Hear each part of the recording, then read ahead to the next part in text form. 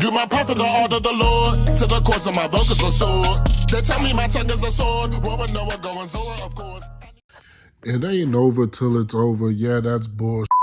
Welcome everybody to my channel, Diamond Line Podcast. It's your boy Mooga the Diamond Line here to talk to you about what happened recently in the NBA Finals. And I'm not gonna lie, y'all, as somebody that is not a fan of the Boston Celtics whatsoever, I'm shook. And not only shook, I'm a prisoner of the moment. Not only am I a prisoner of the moment, but I am about to tell you guys exactly why there is actually absolutely no way that the Mavericks can win this series, barring somebody dying, getting seriously hurt, or other extracurricular activities that have a nefarious nature. Before we get into the video, please make sure you like, comment, subscribe, and just know that this is just my opinion. Don't take it personal, bro. It's not that big a deal.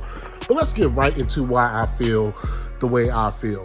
First things first, the Celtics done brought out the Armored Titan. Porzingis is back. He's the Armored Titan, bro. And we ain't got no Aarons. We ain't got no Levi's. We ain't got no nothing to deal with this, man.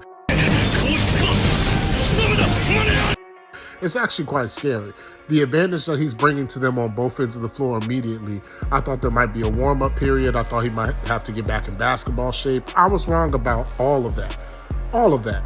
And one thing that you will learn quickly on this channel is that I don't mind admitting when I'm wrong at all. I really don't mind admitting when I'm wrong. But top to bottom, the Celtics have the better team. These are things we already knew.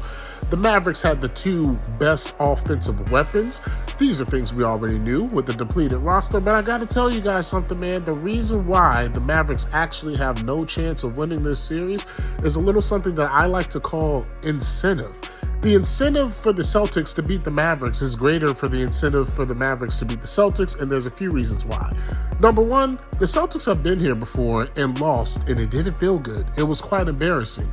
We all talked about the 22 Warriors, how impressive it was that Steph even led that team to the finals, let alone won it.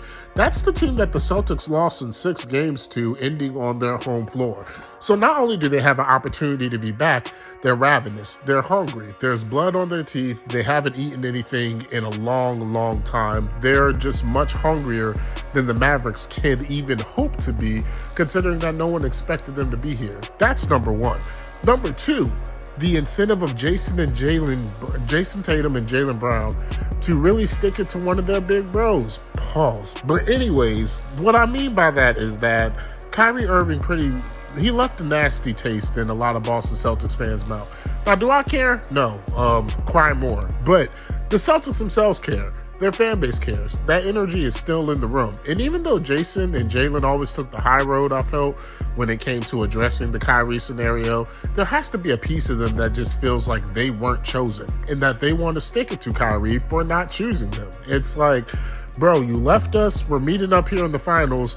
We're going to show you why you should have stayed right here and why you should have kept your word and not been stomping out our leprechaun. And, we're going to show you better than we could tell you. And that's really, really a big part of the energy here. The third reason is Kristaps Porzingis himself, the Armor Titan, the Beast Titan running around this hole.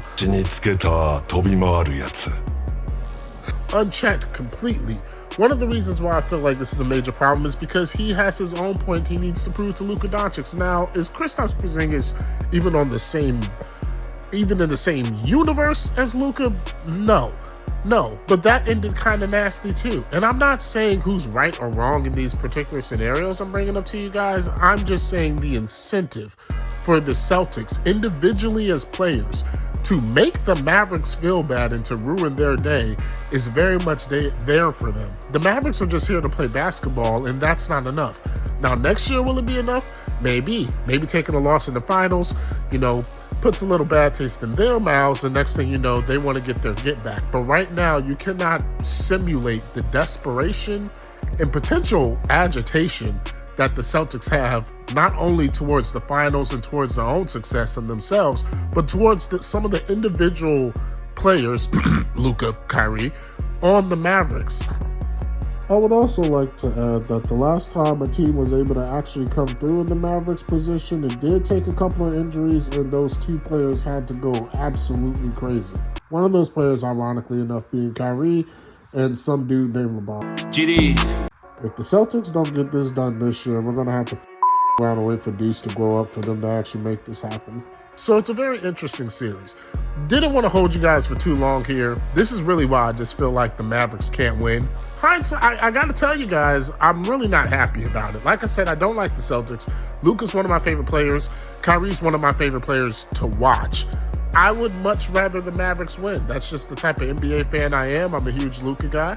But it feels like it's the Celtics' time. And I do like Jaylen Brown. But it really just feels like it's the Celtics' time to finally get it done.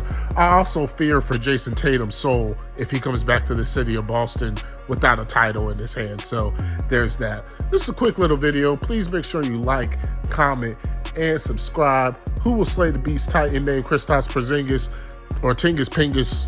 Whatever, man. Stop Tingus Pingus. We out of here. Tingus Pingus!